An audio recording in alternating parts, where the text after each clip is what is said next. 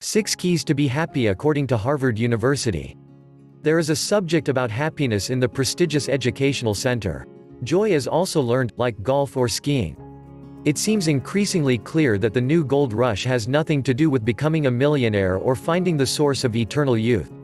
The most coveted treasure of our times is to treasure happiness, an abstract concept, subjective and difficult to define, but which is on everyone's lips.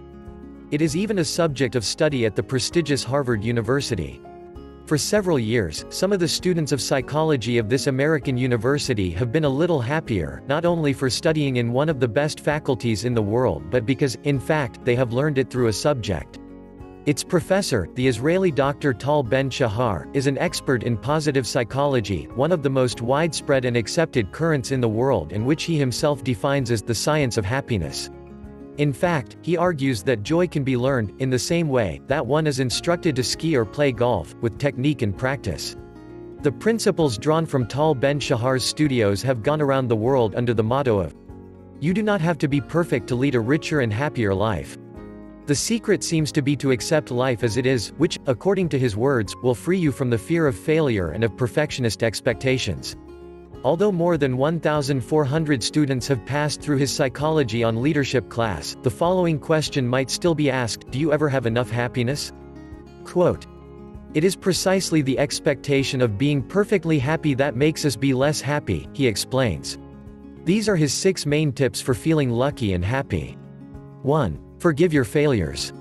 What's more, celebrate them. Just as it is useless to complain about the effect of gravity on Earth, it is impossible to try to live without negative emotions, as they are part of life, and are as natural as joy, happiness, and well-being. By accepting negative emotions, we will be able to open up to enjoy positivity and joy, adds the expert. It is about giving ourselves the right to be human and to forgive our weakness. Back in 1992, Mager and his colleagues studied the effects of forgiveness, finding that the low levels of this towards oneself were related to the presence of disorders such as depression, anxiety, and low self-esteem. 2. Do not give the good for granted, thank it. Big and small things. That mania that we have of thinking that things are given and will always be there has little realism. 3. Do sport. To work out is not necessary to crush yourself in the gym or run 10 kilometers a day. It is enough to practice a gentle exercise such as walking at a rapid pace for 30 minutes a day so that the brain secretes endorphins, substances that make us feel drugged with happiness, because in reality, they are natural opiates produced by our own brain, which mitigate pain and cause pleasure, according to easy running trainer and expert runner Luis Javier Gonzalez. 4. Simplify, in leisure and work. Let's identify what is really important, and let's concentrate on it, says Tal Ben-Shahar. It is already known that who covers a lot, little squeezes, and therefore it is best to focus on something and not try everything at once. And it does not only refer to work but also to the personal area and leisure time, better to turn off the phone and disconnect from work those 2 or 3 hours spent with the family. 5. Learn to meditate.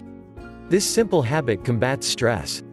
Miriam Subarana, a doctor from the University of Barcelona, writer and teacher of meditation and mindfulness, says that, in the long term, the continued practice of meditation exercises helps to better face the bumps of life, overcome crises with greater inner strength and to be more ourselves under any circumstance.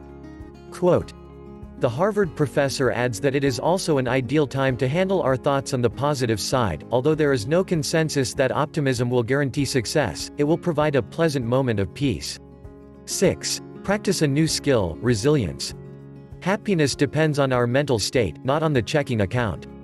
Specifically, our level of happiness will be determined by what we set ourselves and the attributions of success or failure.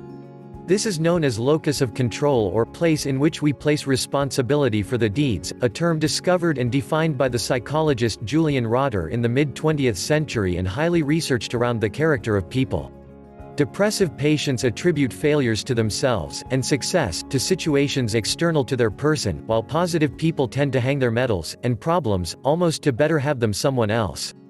However, we lose the perception of failure as an opportunity, which has a lot to do with resilience, a concept that has become very popular with crisis, and that originally borrows from physics and engineering, with which is described the ability of a material to regain its original shape after undergoing deforming pressure. In people, resilience tries to express the ability of an individual to cope with adverse circumstances, difficult living conditions, or potentially traumatic situations, and recovering by getting out strengthened and with more resources.